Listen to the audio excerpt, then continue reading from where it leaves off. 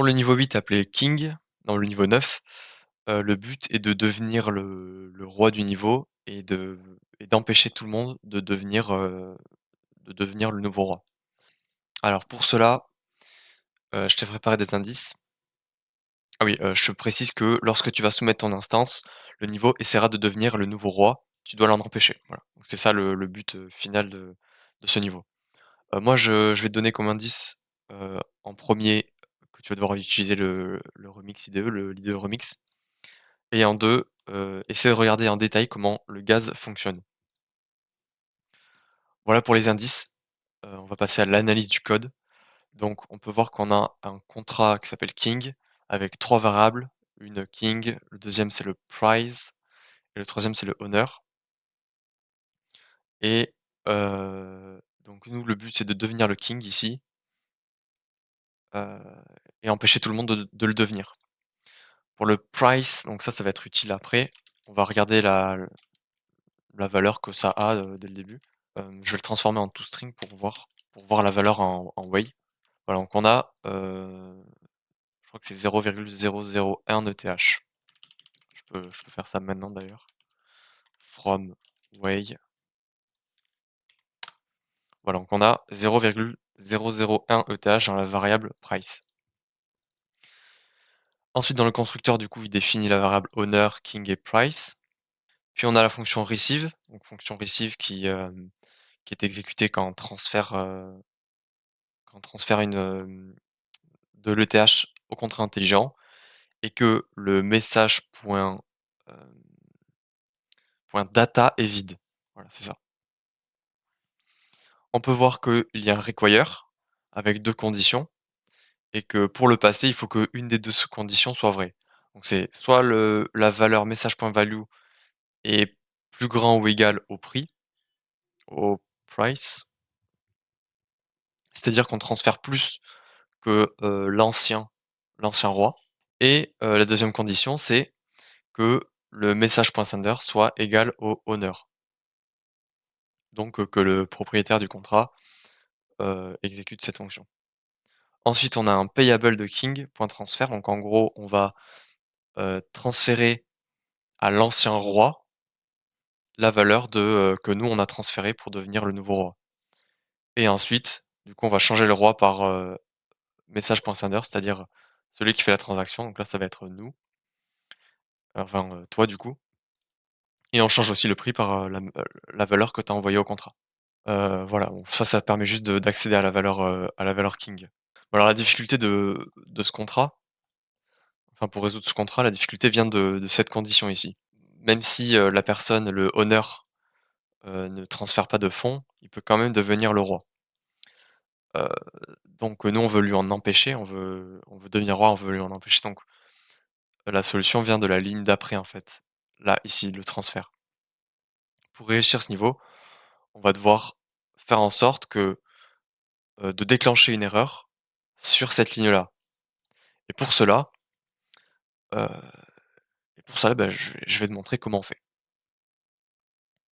Donc tu vas ouvrir Remix et créer un nouveau contrat intelligent que tu vas appeler, comme tu veux. Moi, je vais l'appeler, voilà, j'ai appelé le fichier tout simplement king, avec le niveau du actuel et on va créer un contrat, heu, tu peux l'appeler n'importe comment, mais je vais l'appeler, king attack avec 2 T.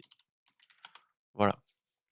Donc comme je l'ai dit, on va faire, non, je l'ai pas dit, mais du coup, on va faire une première fonction qui va, tout simplement nous mettre au roi. Ça, heu, c'est la première étape pour résoudre ce niveau, c'est d'être le roi. Et pour cela, on veut tout simplement, que cette fonction marche bien et pour cela, on va faire, en sorte de transférer plus de valeur, plus d'ETH, que le price actuel, c'est-à-dire plus que 0,001. Donc pour cela, tu vas faire une fonction que tu peux appeler, claim ownership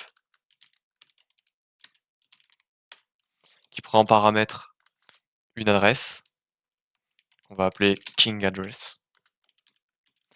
Ça va être la valeur de l'adresse du contrat, enfin de l'instance du contrat. On peut le faire en brut, mais là j'ai décidé de le mettre, par paramètre comparé aux autres niveaux.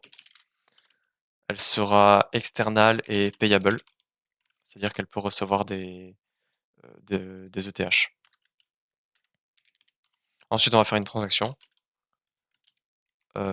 qui permet d'appeler, non, qui permet pas d'appeler, qui permet de transférer des fonds au contrat King Address afin de devenir le roi.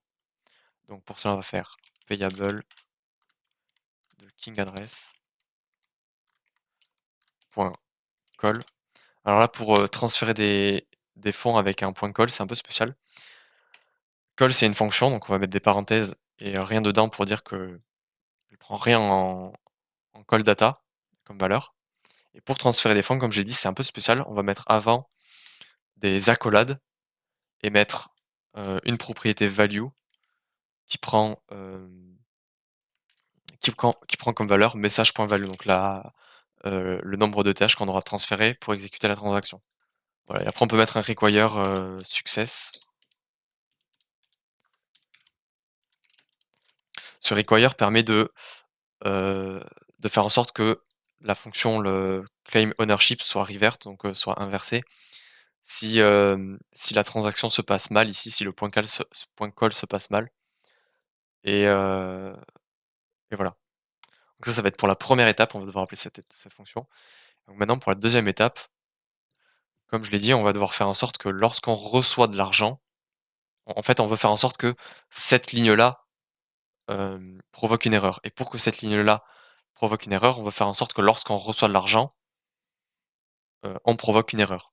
Parce qu'en fait là, le point transfert, il permet d'exécuter, hem, la méthode receive ou fallback si elle est définie, de l'adresse juste avant.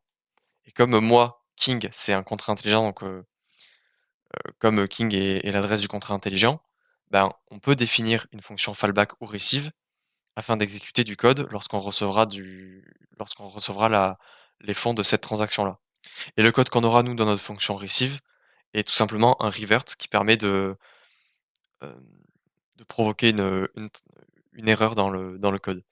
Et en plus de ça, quand on regarde la documentation, Solidity, on peut voir que le transfert, il permet de justement, comment appeler ça? De faire monter les erreurs. Ça veut dire que si une erreur se passe, moi dans mon contrat intelligent, et ben, il y aura une erreur qui sera déclenchée dans la fonction receive.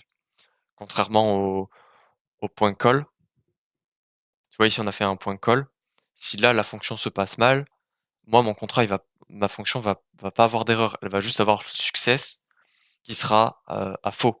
Et ensuite c'est à moi de dire, si j'ai mon succès il est à faux, alors je déclenche une erreur. Voilà pour les principales, subtilités, du transfert. Maintenant, on peut tout simplement faire la fonction receive qui du coup déclenche une erreur. Pour ça, on va faire receive. Bah, parfait, ça m'a fait la fonction directe. Et revert. Voilà, tout simplement. Ça déclenche une erreur qui remontera au contrat et qui du coup annulera cette transaction et qui du coup permettra à personne de devenir le roi. Donc maintenant, on peut sauvegarder pour compiler. On peut se connecter à MetaMask, déployer le contrat intelligent et exécuter claim ownership.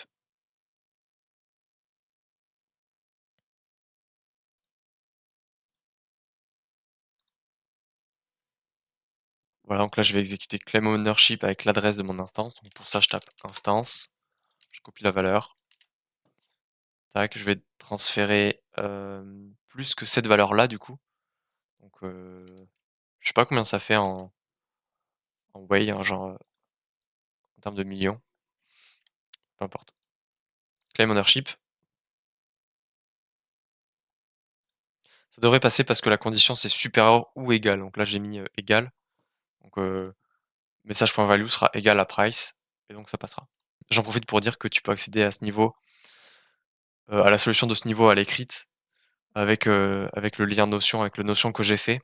Donc, le lien est dans la description et tu peux aussi accéder au quiz, Brainscape sous forme de flashcards, pareil dans la description. Voilà, donc là, ma fonction vient de se confirmer et maintenant je devrais être le king. Et là, on peut voir en effet que je suis bien le king parce qu'en fait, cette adresse, c'est l'adresse du contrat qui est déployé. Voilà, donc maintenant, je vais tout simplement faire en sorte de bah, il y a rien à faire, il y a rien à faire. Faut juste, publier le contrat parce que là enfin soumettre le contrat parce qu'en fait là, quand le jeu va vouloir exécuter la fonction receive, et ben, ça lui déclenchera une erreur et donc il pourra pas devenir le roi.